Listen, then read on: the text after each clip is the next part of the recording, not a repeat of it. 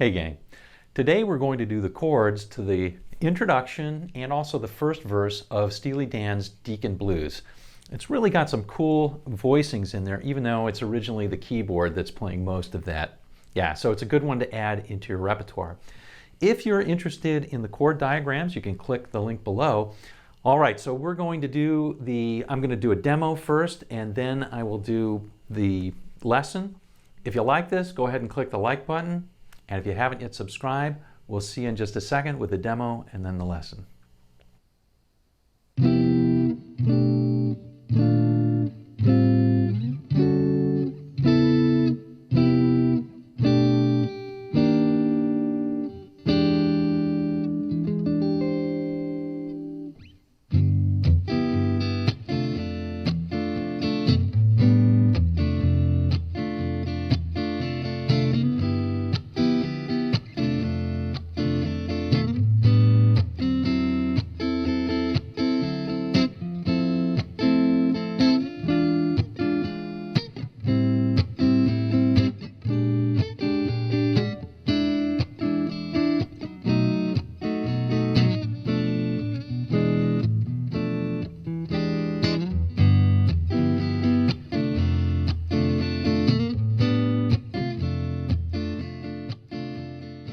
First, let's do the chords and their voicings for the introduction. A little bit later in a different lesson, we'll do the fills, maybe the only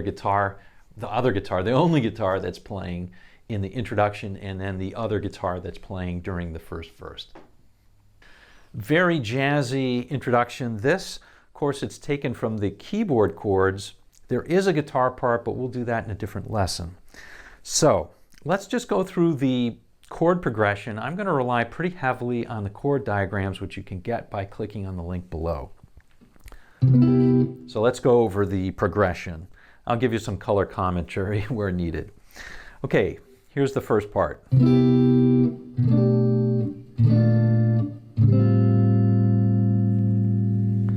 All right, well, that is just C major 7 to B minor 7, sharp 5. Okay, let's talk about that a little bit. Here's my C major 7. Pretty standard voicing. This is a drop 2 voicing. Basically, what I'm going to do here is, here's how I think about it. I think of it as an E minor chord, right, where the root is on the A string, 7th fret. You probably know this chord, this shape. It's kind of shaped like an A minor, right? Just bring it up to here. And then I'm going to take the root and put it on a different root, which is on the 6th string, 8th fret. That's a C. So I'm moving the root from E to C, but keeping all the rest of the fingers the same. So that's how I remember this chord. That's a C major 7. Next one's a B minor 7, sharp 5. Pretty cool chord. It's a real pretty one. It's a standard E minor voicing with a twist. Instead of that F sharp on the B string, we're going to sharp the F sharp and make it a G. So we're just changing on the B string from 7 to 8 and cramming our fingers however we want to do it. Some people even play it like this. So it's your choice on that. Now what I like about that is we're keeping this note constant throughout, or through those two chords. Listen. Pretty nice. So we're keeping a constant there where everything else is moving around it. Nice little technique. Now we use the same forms. We shift them down just 2 frets, B flat major 7, A minor 7, sharp 5. Okay, here's the second part.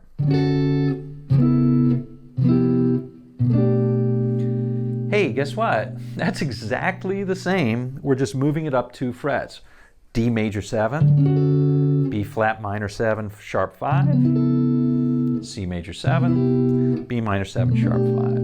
It's exactly the same what we did before. We just moved it up 2 frets. Here are the last 2 chords. E flat major 7, standard voicing with the root on the A string at the 6th fret. That's an E flat there, right? So That's our standard voicing where you've got the root and then you've got this little triangle looking thing. Okay. And then, believe it or not, that is the Hendrix chord. I know it's different than it doesn't sound at all like that, but it is the E7 sharp 9 chord. Really cool chord to end up on. A lot of suspense in that chord, so you know it's going somewhere. Okay, it's standard E9, but again, we're sharpening that F sharp and making it a G. So this note G is a really key one throughout this entire introduction. All right, now let's do the chords for the verse, or for the first verse, I should say. Remember that you can download the chord diagrams from the links below. Okay, so let's get to it. Now, there's lots of these verse chords, so again, we're going to rely pretty heavily on the chord diagrams that you can get by clicking on the link below, but I will go through the names of the chords right now. Okay, here we go.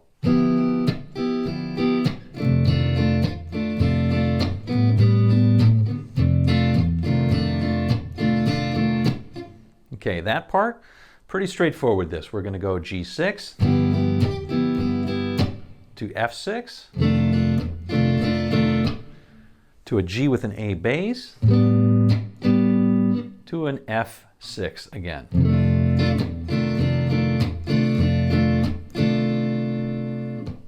There we go.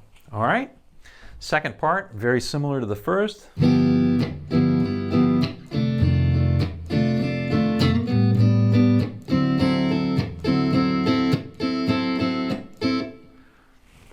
Okay, it's exactly the same. We're going to go from G6 to F6 to a G with an A bass, my personal favorite chord. But this time, we're going to go to a D9. Now, one thing you should notice is that the G with an A bass gets half the time all the other chords get, and the end chord on each one of those first two phrases gets 1.5 times as much strumming. In this case, the D9. All right, that takes us to that. Then it goes like this.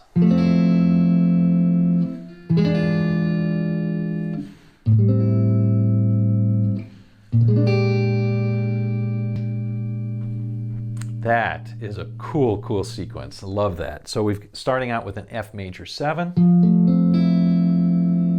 This may be different than how you've seen it fingered before, although I would probably remind you that you're used to playing the C major 7 in open position. All that is keeping that position and bringing it all the way up to the 8th fret on the 5th string. And that gives me my F major 7. Okay? Next one's a really cool chord. It's an E7 flat 9. Just like this sharp 9 gave us the Hendrix chord, we're going to take that sharp 9, make it a normal 9, and then make it a flat 9. Really tense chord. I love how that sounds. And that voice is going to go to here on my A minor 7.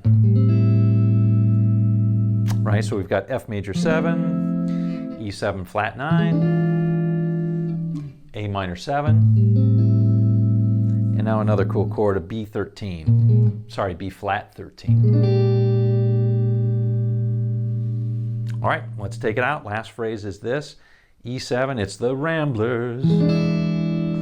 That's an E7, and Gamblers. That's a B7, standard fingering. And now we've got B minor 7 flat 5,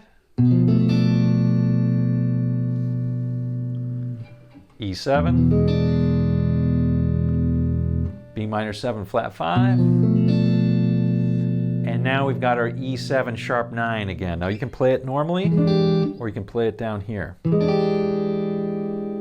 So I'll give you both those voicings, okay?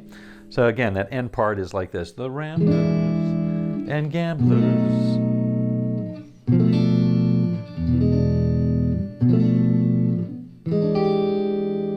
And then we're back to our